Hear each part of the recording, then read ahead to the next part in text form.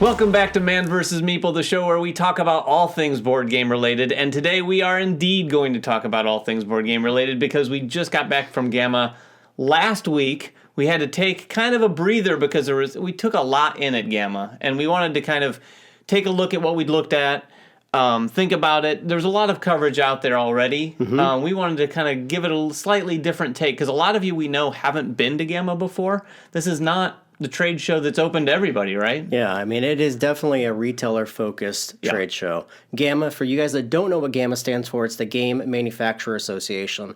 It's a conglomeration of retailers and manufacturers and distributors and publishers that all get together to kind of monitor and make rules around the board game industry, right? This is a chance for really the retailers themselves to sit in front of these publishers and voice their concerns about what they need to be successful. Yeah, and we heard some of that too. It's really interesting because it's a very industry-focused, not consumer really oriented, but industry-focused show.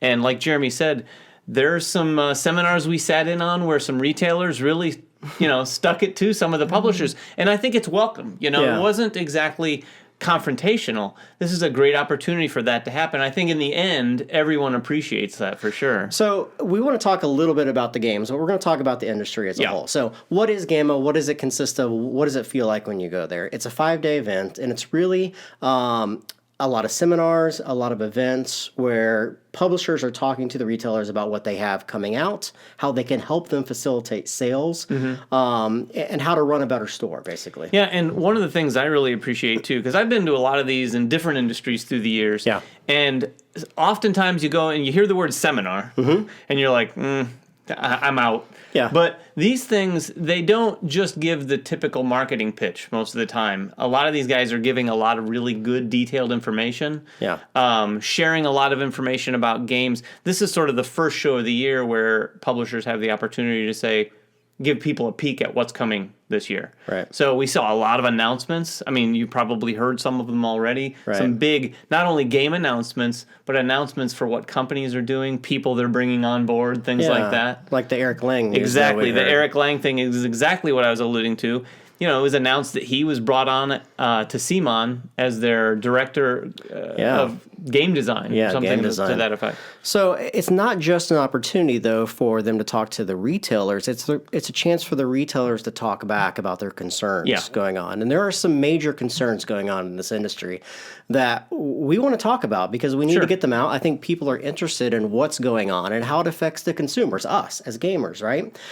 One of the big things that came out was the advent of Kickstarter. This has been going on for 5 or 6 years since Kickstarter became big. Now Kickstarter is huge, and it is a portion of the industry that's not going to go away. No, and a lot of people, I mean, not a lot, but some people look at Kickstarter as a bit of a dirty word in the traditional board gaming industry. And that's because of this reason.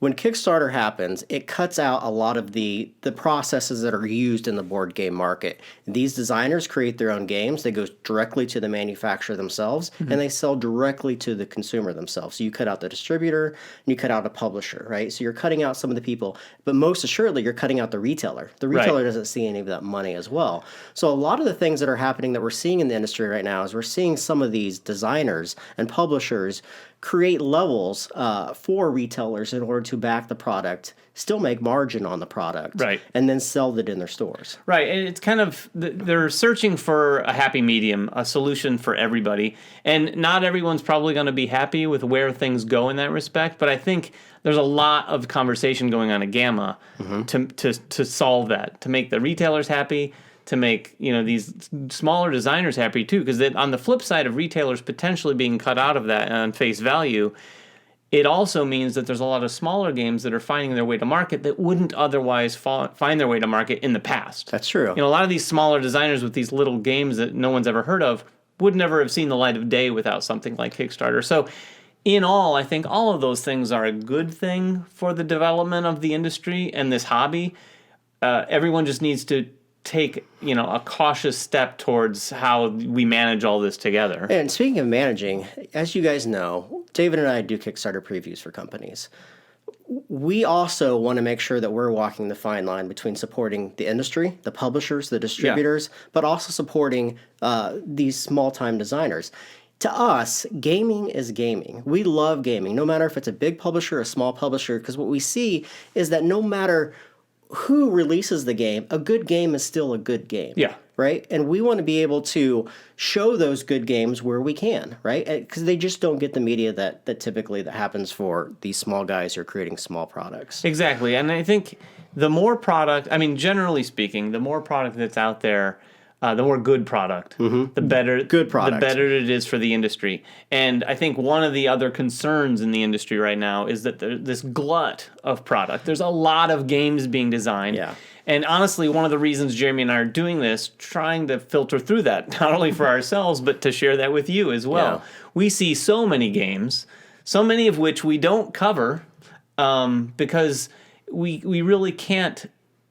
Well, we physically can't do it, but it also, I don't think it's always good for the industry to just throw everything out there. And just like a retailer, retailers can't take everything. Yeah. And that's the other big thing that a retailer really needs. And one of the things that they start with at GAMA each year is to try to get a sense for where they're going to place their bets. Yeah. You know, because the retailer, they don't want to get stuck with a bunch of inventory of a game that ends up not moving. So they take in what they hear at these seminars and the various presentations at something like GAMA to try to place their bets. For you guys that are new to the industry, I don't think a lot of people realize how much of an oversaturation of product there is. Yeah. 5 to 10 years ago, a new game would carry weight in sales for years. We would see a new game hit the BGG hot list and remain there. So now we're seeing new games that have been released and within a month it's forgotten and it's gone.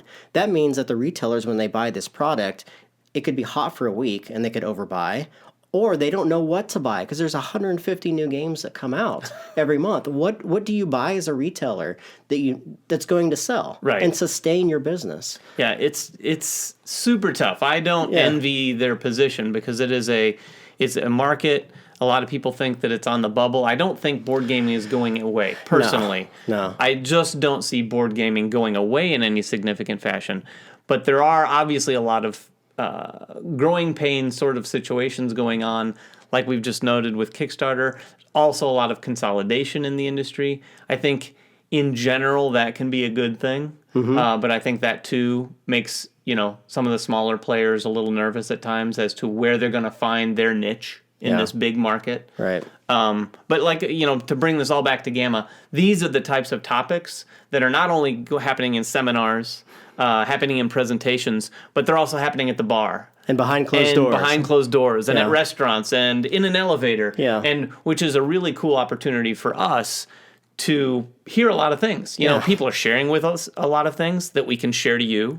They're sharing things with us that we can't share with you quite yet. Yeah. And then we're hearing a lot of things too. So it's very interesting to find out and learn kind of where everyone's head is in where the industry stands. And it's today. great because everyone has a mutual desire to make the industry better. Yeah. It's not being led by GAMA directly. It's not being led by the retailers. It's not being led by the distributors or the consumers or the publishers. It's all of them together, working together to try to find a solution that sustains the hobby and grows the hobby. Yeah, exactly. And that's what GAMA is all about, right? So they're this sort of third party that brings everyone together with those best kind of interests like in what mind. the MPAA is to the movie association. Exactly. So it's really sort of a great environment. There's dissenting opinions on a lot of things, but like Jeremy said, everyone wants the gaming industry to succeed. It's not about, no one's in there with evil intentions by any means. Everyone's just trying to do what they can to contribute in their own way. Yeah.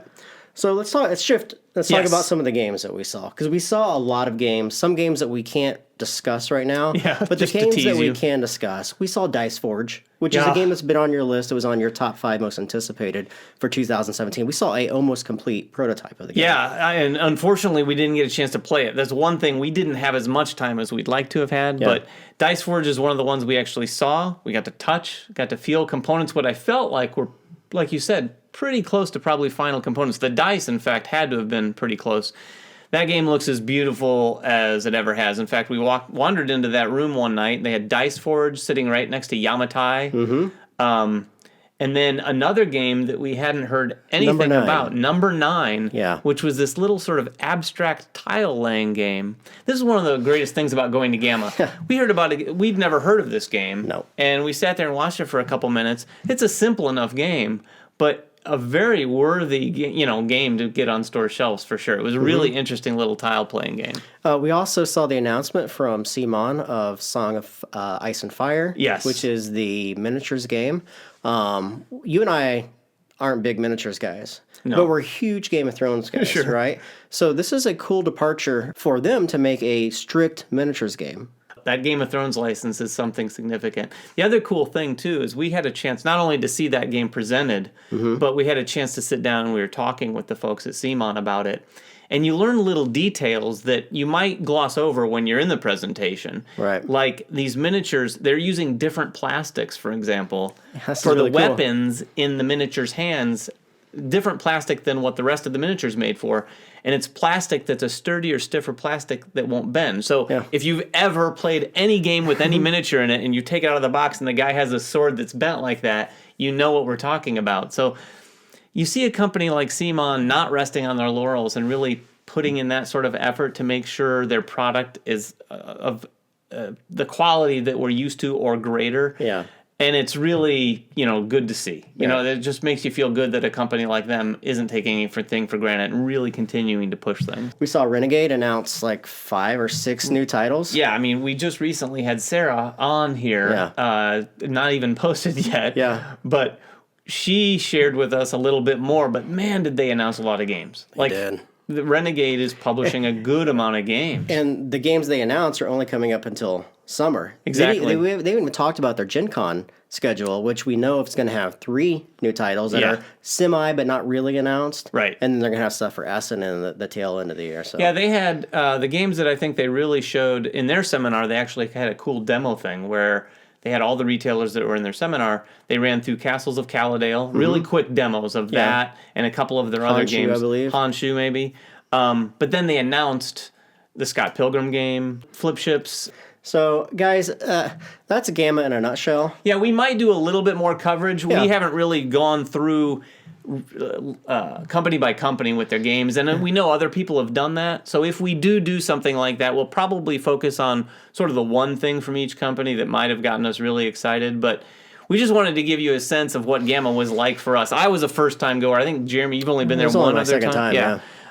So it is really something unique. We wanted to share it with you guys because we know a lot of you don't get to go. Yep. So stay tuned for sure. We might bring you a little bit more, but we wanted to get this out there for you. If you guys have any questions, please leave them in the comments below. You can always email David or I or contact us on Facebook. Like us on Facebook, follow us on Twitter. Subscribe to us, of course, and everything else that we do here at Man vs. Meeple, and we will catch you guys next time. Bye-bye.